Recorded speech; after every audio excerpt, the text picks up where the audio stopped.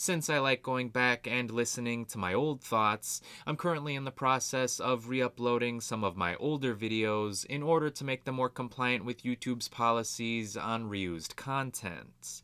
But since I didn't want to do a lot of editing, here is the audio from my original review for this movie. Governor George W. Bush picks Dick Cheney, the CEO of Halliburton, to be his Republican running mate in the 2000 presidential election. No stranger to politics, Cheney's impressive resume makes him the clear choice to be Bush's VP. And when Bush wins by a narrow margin, Cheney begins to use his newfound power to help reshape the country and the world. Now, no movie is perfect, and this one is no different, so let's discuss some of the pros and cons of Vice. Some pros: Christian Bale. I don't know what his current Oscar chances look like, but if Gary Oldman can win while wearing a fat suit that made him look like Winston Churchill, then I think Christian Bale stands a chance at winning an Academy Award for his incredible transformation into Dick Cheney. The guy is a chameleon, and he completely loses himself in the role. I don't know anything about Cheney and his personal life. I barely know anything about his public life. But watching Bale play him was absolutely entertaining. He is undoubtedly my favorite actor working in Hollywood. Vice would be worth checking out on Bale's performance alone. It just helps to know that Vice is also a damn good movie on its own. The cast. While it was interesting to watch Dick Cheney grow from being a foolish drunk to being a professional to himself man who became drunk with power, it was also quite interesting to see how his wife, Lynn Cheney, was involved. She also seemed to be obsessed with power, and it was completely captivating to see Amy Adams portray such an interesting character. Though Lynn wasn't as open to the public eye as Dick was, she certainly was quite influential in his decision-making process. I just loved seeing Amy Adams portray such a cold and often heartless and ruthless, yet smart and engaging character. And of course, I can't mention the cast without mentioning Sam Rockwell as George W. Bush. Rockwell is hysterical as the former president of the United States. And while every other character gets the chance to be fully fleshed out, Bush is basically presented as the idiotic caricature of himself that we've all come to remember. And the result is just fantastic. It works extraordinarily well in this film. I absolutely adore Sam Rockwell. I would love to see his performance get nominated for another Academy Award as well, even if he is the current holder for Best Supporting Actor. Steve Carell, Tyler Perry, and Jesse Plemons also give exceptional performances. Everybody in the cast should be commended for their work. Adam McKay.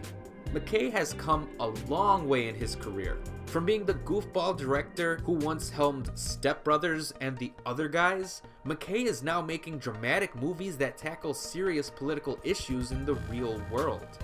I use the term dramatic movies loosely since McKay is still very clearly making comedies. It just so happens that his comedies are more mature now. His films have gone from being screwball comedies with lowbrow humor to being political satires with thought-provoking themes. McKay has brought meaning and purpose into his sense of humor, and I like that about him. He has a very specific style and flair now.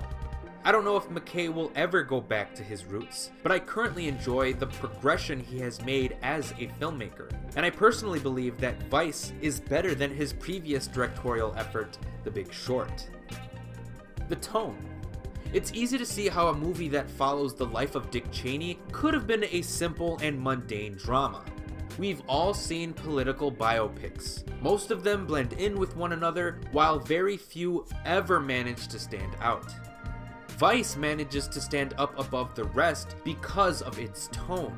The style that McKay has just works brilliantly with the subject matter he tackles. The layman gets to enjoy boring politics because the tone actually allows the subject matter to be entertaining. And I don't know what to call this last pro, so I'll just call it the presentation. Whatever your opinion on Dick Cheney or the Republican Party or Donald Trump may be, this movie doesn't present its issues as strictly black and white. Yes, Vice shows us a completely fucking ruthless side of Cheney, but it also tries to examine why or how he may have turned out to be the way he did, because this is a character study. Regardless of your political disposition, Vice does seem to try and want to present Cheney through a spectrum.